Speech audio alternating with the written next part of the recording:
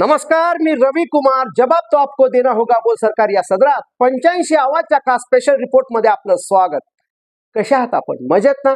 मजेत राहा, हिट राहा, फिट राहा आणि हो, आरोग्याची काळजी घ्या. चला तर मग विषयाकडे वळूया.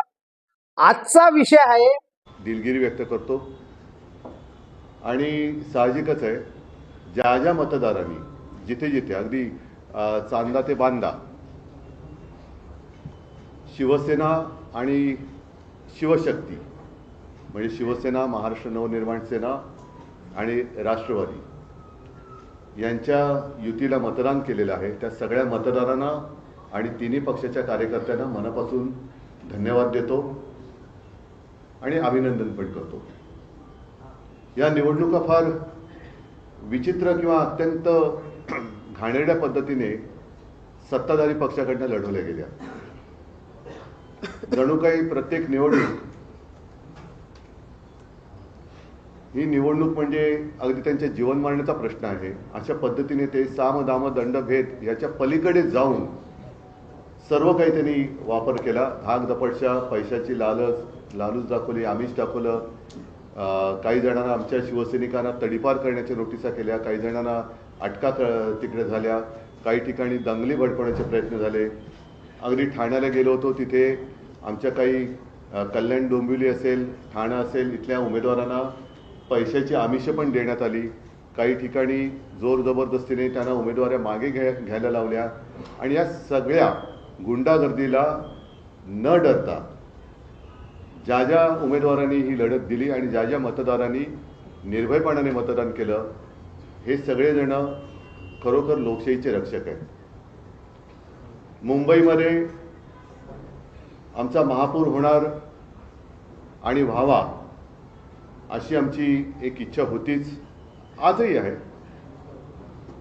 तो आकडा आम्ही आज तरी काही गाठू शकलेलो नाही, पण या सर्व त्यांच्या खेळाला उत्तर देऊन जे काही निकाल लागले, जे काही यश शिवशक्तीने मिळवलेले आहे, त्या निकालाने सत्ताधारी पक्षाला तर घाम फोडला आहे नक्कीच. कारण त्यांनी एक्झिट पोलचे आकडे असतील किंवा आणखीन काही गोष्टी असतील, या सर्व म्हणजे एकही प्रयत्न त्यांनी असा सोडला नाही की जिथे शिवसेना नामोहरा होईल. एका गणिताचं काय उत्तर मला मिळालेलं नाही.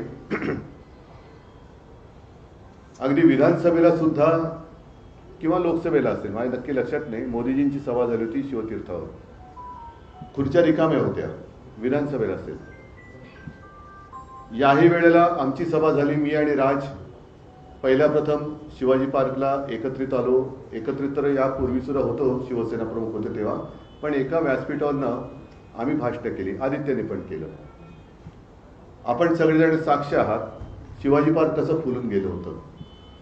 त्याच्या दुसऱ्या दिवशी सगळी जी काय खुर्च्यांची गर्दी होती, ती गर्दी, त्या गर्दीचा प्रतिसाद म्हणजे आमच्याकडे गर्दी जमते पण मतदान होत नाही, पण त्यांच्याकडे खुर्च्या मतदान करू शकतात हे पहिल्या प्रथम आम्हाला कळलं. रिकाम्या खुर्च्या मतदान कशा करू शकतात, हा एक न सुटलेलं उलगडलेलं कोड आहे. एकूणच काय तर त्यांनी शिवसेना संपवण्याचा आटोकाट प्रयत्न केला आणि त्यांनी जे काही पैशाचं वाटप केला गेल्या 4 दिवसामध्ये निवडणुकीच्या आधी, तो 4 दिवसापुरता वाटप नव्हता. गेले 4 वर्ष हे पैसा पेरत होते. आमचे जे काही निवडून आलेले नगरसेवक होते, मी मुंबईपुरतं जर बोलायचं झालं तर जवळपास अर्ध्याधिक नगरसेवक त्यांनी त्यांच्या गळाला लावले होते. ते आता गाळाला गेले. 4 वर्ष त्यांनी त्यांच्या आमदारांना, नगरसेवकांना, नगरसेवक नसताना सुद्धा काही पदाधिकाऱ्यांना सुद्धा विकास निधीच्या नावाखाली आम्हा पैसा वाटला. अगदी निवडणुकीच्या तोंडावर सुद्धा प्रेशर कुकर असेल, मिक्सर असेल, साड्या असेल, म्हणजे प्रचंड तिकडे हा कालचा का परवाचा लोकसत्तेचा अग्रलेख चांगला आहे.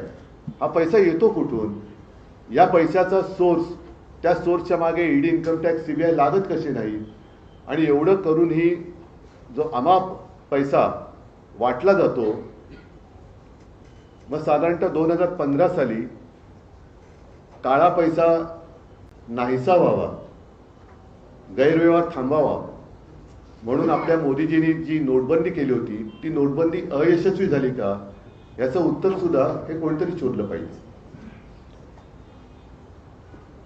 भारतीय जनता पक्षाने कागदावरती शिवसेना संपवली असेल पण जमिनीवरची शिवसेना ते संपवू शकत नाही हे कालच्या मुंबईच्या महापालिकेच्या निवडणुकीने आणि इतरही जिथे जिथे शिवसेनेला मतदान केले त्या मतदारांनी दाखवून दिलेले आहे. थोडक्यामध्ये शिवसेना कागदावर संपवली असेल पण जमिनीवरची संपू शकत नाही. आणि भारतीय जनता पक्ष हा पक्ष कागदावरती आहे पण जमिनीवरती नाहीये. कारण तो जर का जमिनीवरती असता तर त्यांना पक्ष फोडावे लागले नसते, त्यांना पुसली जाणारी शाई वापरावी लागली नसती, यंत्रणेचा दुरुपयोग करावा लागला नसता, नियम बदलावे लागले नसते. आणि आज देखील जे साधे साधे शिवसैनिक अगदी महिला पुरुष निवडून आलेले आहेत ते साधे आहेत.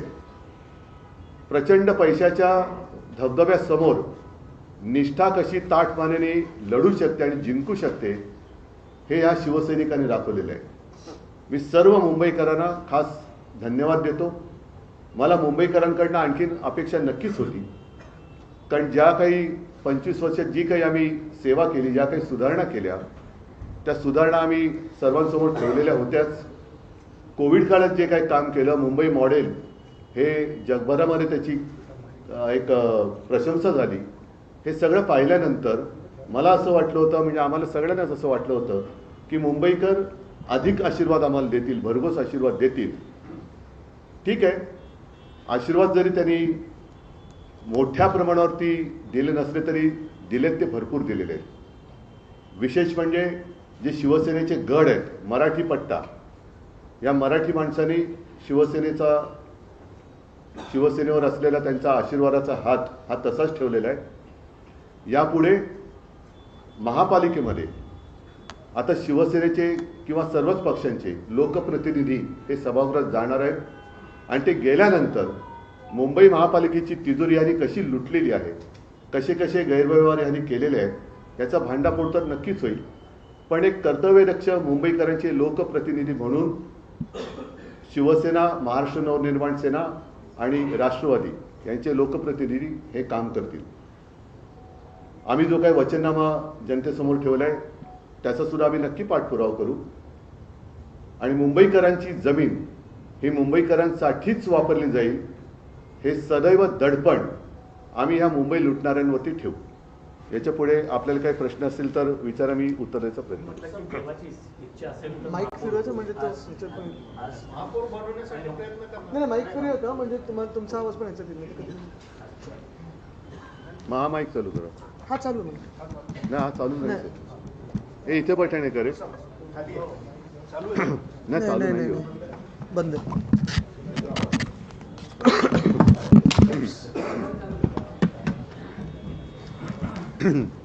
मगाशी नगरसेवकांशी बाहेर बोलताना बोलताय की देवाची इच्छा असेल तर महापौर होईल. देवाचा म्हणजे देवाची, हा मेवाची नाही. काही वेगळी गणित नाही नाही असं नाही. शेवटी आम्ही हरलोय असं काय माझी मानसिकता नाहीच आहे. आम्ही हरलेलो नाहीच आहोत.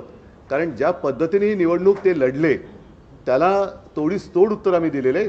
थोडाफार फरक आहे याचा अर्थ लगेच काही. आणि आता त्यांना टेन्शन आहे, कारण शेवटी एकदा फुटलेली फोडून आणलेली माणसं ही टिकवण्याचं टेन्शन हे फोडणाऱ्याला जास्त असतं. मला नाही आहे टेन्शन. बाळासाहेब ठाकरेंचं जन्मशताब्दी वर्ष आहे, त्यामुळे आम्हाला 2.5 वर्ष महापौरपद देण्यात यावं तुम्हाला शिंदेच्या शिवसेनेचे नेते करतायत. त्यांचा संबंध काय पण बाळासाहेबांशी? त्यांचा संबंधच नाहीये. त्यांचे जे नगरसेवक आलेले शिंदेनी ते ताज हॉटेल नगरसेवक निवडून आलेले ते आता ताज हॉटेलला इथे काही दिवस ठेवणार आहेत. काय त्यांना भाजपची भीती वाटते, कारण ते जाऊ दे आता जास्त काही न बोललेलं बरं. कारण ते एकदा फुटलेले लोक कधी फुटू शकतात, सगळ्यांच्या संपर्कात असू शकतात.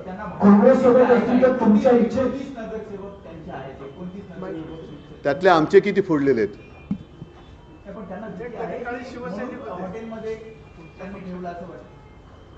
आता ज्यांनी ठेवले त्यांना विचारा. काँग्रेस सोबत एक असती तर मिनिट. तुमच्या इच्छेनुसार महापौर मुंबईत बसला असता का? उद्धवजी, काँग्रेस सोबत असती तर तुमच्या इच्छेनुसार आज मुंबईत महापौर असता का? हा जरा बंद करू. हा काय म्हणता? काँग्रेस सोबत असती तुमच्या तर आज तुमच्या इच्छेनुसार मुंबईत महापौर या असता का? अशा प्रश्नाला काय म्हणतात माहितीये ना, आत्याबाईला मिशा असतात. हा अशी म्हण आहे मराठीत. माईक घेऊन बोला सगळ्यांनी, तिकडे घेतो माईक. उद्धवजी, आतापर्यंत महापालिका इतिहासात शिवसेना भाजप युती असताना भाजप महापौर पदापर्यंत पहिल्यांदा पोहोचते. याआधी उपमहापौर पद त्यांनी भूषवलेलं आहे. तर पहिल्यांदा मुंबईचं महापौर पद भाजपला येत आहे हे आता जवळपास स्पष्ट आहे. तर त्यावर तुमची प्रतिक्रिया काय की पहिल्यांदा मुंबईचा भाजपचा महापौर होतो आहे? बघा, एक सांगतो, आमचा महापौर होईल असा आत्ता आकडा दिसत जरी नसला तरी मी कुठेही किंवा शिवसैनिक कुठे खचलेलं नाहीये. त्यांच्या लेखी जरी आमचा तो पराजय असला तरी आमच्या पराजयाला सुद्धा तेज आहे आणि त्यांचा विजय हा डागाळलेला आहे.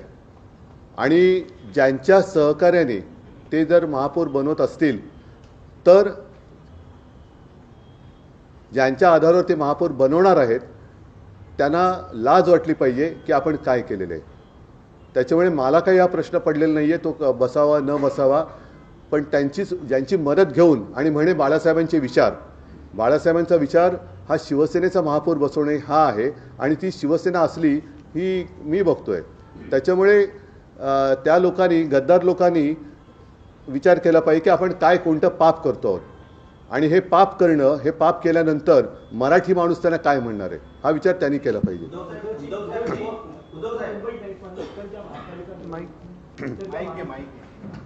या माईक आवाज येतोय का रे? लांबून नाही, आवाज मुंबईसह इतर ज्या महापालिकांच्या निवडणुका पार पडल्या त्यांचं मतदान झालं त्यामध्ये भाजप सर्वाधिक मोठा पक्ष दिसते. तिकडे शिवसेनेला मात्र कमी जागा मिळाले. मात्र या सगळ्यामध्ये भाजपला त्यांचा फायदा झाला असं वाटतं. भाजपचा इरादा तोच आहे ना.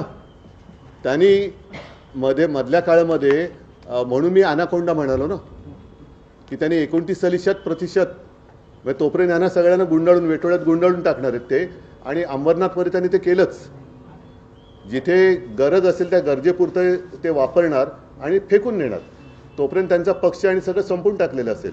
त्याच्यामुळे मला शिवसैनिकांचा अभिमान आहे की ठीक आहे, काही काळा प्रतिकूल असतो पण प्रतिकूल काळामध्ये हिंमत न हरता लढतोय आम्ही आणि लोक आमच्या सोबत आहेत याचा मला नक्की अभिमान आहे.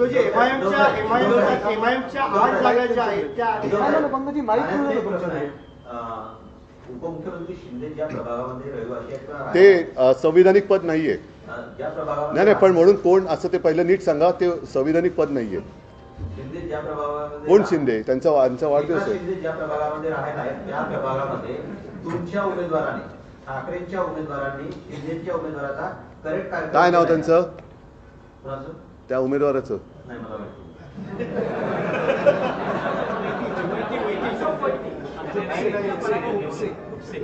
जोरात बोला ना. खुपसे म्हणजे दोन्ही अर्थाने आहे.